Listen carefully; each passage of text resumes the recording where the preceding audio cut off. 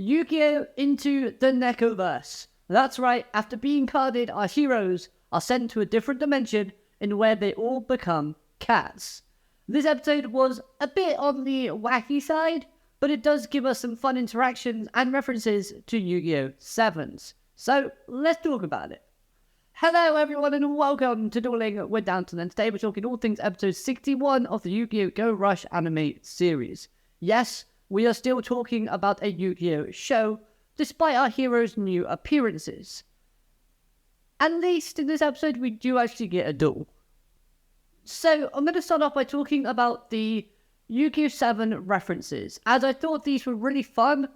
So firstly, the ice field spell sort of world that we visit. This is of course referencing the field spell that Asana uses in a duel against Nail, called Silver Mountain of the Blistopia. Now, the really fun thing about the next one isn't actually the field spell itself, but it's referencing more so the items that both Bonchi and Manya are using. As we visit the Apocalypse Beast Gear world, we see Bonchi sitting upon Yoshio's apocalyptic bike. But we also see Manya using the pink fans that we see Mimi using in Yu-Gi-Oh! 7s. This was amazing. I love seeing this, and we have a clear connection between Manya and Mimi and Bonchi and Yoshio. Kinda. But at the same time, I love this reference in particular. We then also see London chilling out as a cat in the Royal Demon's field spell. But the references don't stop there, as we actually have a duel in this episode. And looking at the ending of this duel, we have two things that happen in Yu-Gi-Oh! 7s that occur here. Firstly, Yuga crying and throwing a bit of a tantrum because he lost. This is of course referring back to episode 52 of 7s, where he loses to Luke in the final. We get another callback between a Yuga versus Luke duel, because in episode 2, Yuga loses to Luke, but he still gets the result that he wants, because although in losing, he still manages to get rush dueling to the public eye.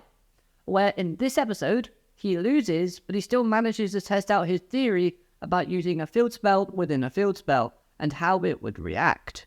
Now, this next reference I'm going to call back to doesn't reference Yu-Gi-Oh! 7s as such, but does go back to the first episode of Go Rush, as we get a scene with Cat Yuamu calling out Yuga's name, and then saying to Cat Yuhi that he did the exact same thing when looking for cats. This of course is referring to when UTS were trying to find the purple hair girl's cat at the start of the series. I like this reference, it was pretty cool. Now, this segment within the episode itself also confirms that Yuhi, although was blinded, and Yuamu in the last episode, saw Yuga's card, thus seeing the Odo name and making the family connection, which basically does get confirmed here within this episode between, Yuga saying kinda when talking to both Yuhi and Yuamu. Now, we end off this episode by going to Goha City. Now, our trio of Odos are still in their cat forms, so travelling across the city might be a little bit difficult. But the most interesting thing will be seeing when in the timeline this Goha City takes place in. As in the next episode preview, we do see the spaceship that Yuga supposedly returned in at the end of Yu-Gi-Oh! 7s. So could this mean that at the end of 7s it was not Yuga, but instead somebody else? And the reason as to why Yuga's ID card reformed was because Cat Yuga appeared back in at the same time as his mysterious ship re-arrived. If this is the case, then this makes Yu-Gi-Oh! 7's ending even darker, and the story of Goha City continues, as whoever this person in the ship, if not Yuga, basically could be a new threat for our heroes to overcome. So are we going to get like an arc within Goha City before we return to Mutsuba Town and then finish off Phaser in the sort of third arc? If that happens, that would be awesome, but I feel like that would be wishful thinking. But then with episode 62 and it having the episode title Reuniting, this implies that Yuga meets up with someone. Now, I don't think that person could be a Luke, a Roman, or a Gakuto. And although that would be brilliant to see, I think it could be one of three people. Number 1, Yuga's mother. Although I can't see how she would really help the crew unless there's something in Yuga's house that he needs as part of a plan, it would still be nice just to see her, and it would kind of, again, help with the whole line that she said at the end of Sevens where she says, "Welcome back." I guess that works.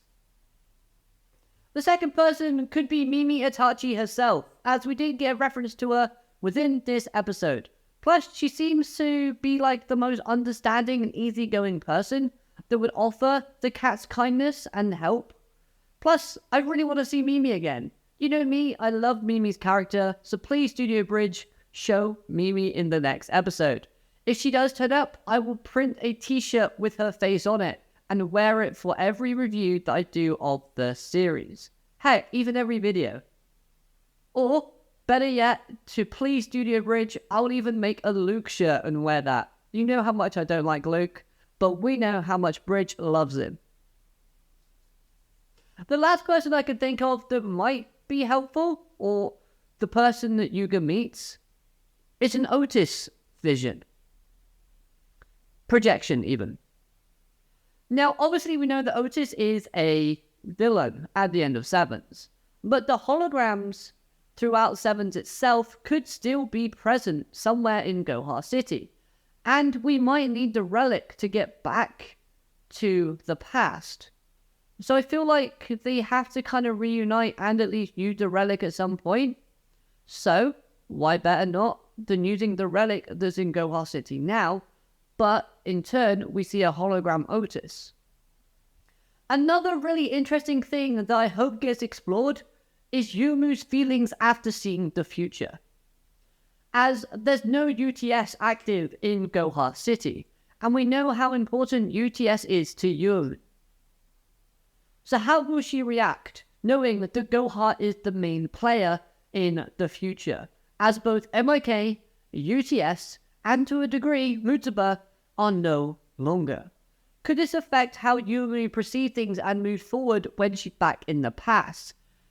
Could it be some sort of paradox time loop where because Yuamu did travel to the future to see that Goha was in power and no UTS, then that automatically creates no UTS, like, future in the past, and that leads... No, we're not going to go that route. Time travel is horrible. Let's just stick to what we know. However, I do want to see how she decides to kind of move forward with UTS after knowing this information. Now, returning to the cat world, seeing how Yuna and Asaka have never really tried searching for Yuga was a bit of a letdown, as this kind of lessens the impact of Yuna's feelings that she displayed before she got carded. As for Asaka, I get it as to why, because her deal was that she liked Yuga, but more than anything wanted to keep their friendship. So, Asaka not finding Yuga makes more sense than Yuna not at least trying. Now then, the three cats that appeared that looked like Tremolo's trap cards, they appear but then quickly exit, but not before acknowledging Yuhi, which is strange, because to our knowledge, they've never met Yuhi. But then when you think about Yuhi dueling Tremolo, and how we're meant to believe that the carded characters' cards are then used as maximum monster materials, and we know that these three cats share a striking resemblance to the images seen on Tremolo's trap cards in his deck, then it makes more sense to us as the viewer to believe that these cats know Yuhi because they faced him in a duel as a maximum monster. Bearing in mind, those trap cards that resemble these cats' images and appearance, they work to help protect the maximum. Plus, we had that line about them wanting to win next time, which could be referencing the maximum losing against Udius in episode 59. So it kind of all, kind of makes sense and connects to each other. Yuhi does feel like he knows them, slightly, so again, maybe that is the connection. Right, now I loved how they included Nyandastar within this episode, as we have her card from a few previous episodes ago. And we know that she's an alien who can turn from her cat form back into her human mode itself. However, this can only be for a short amount of time. So, could it be whoever is behind the relic and the technology of turning people into cats and sending them into a different dimension when losing to a maximum? Could they have used Nyandastar as their first test subject? However, at the time of testing this, it wasn't 100% perfected. And that's why we can get Nyandastar transforming from a cat to human form for that short period of time that we get to see her do so.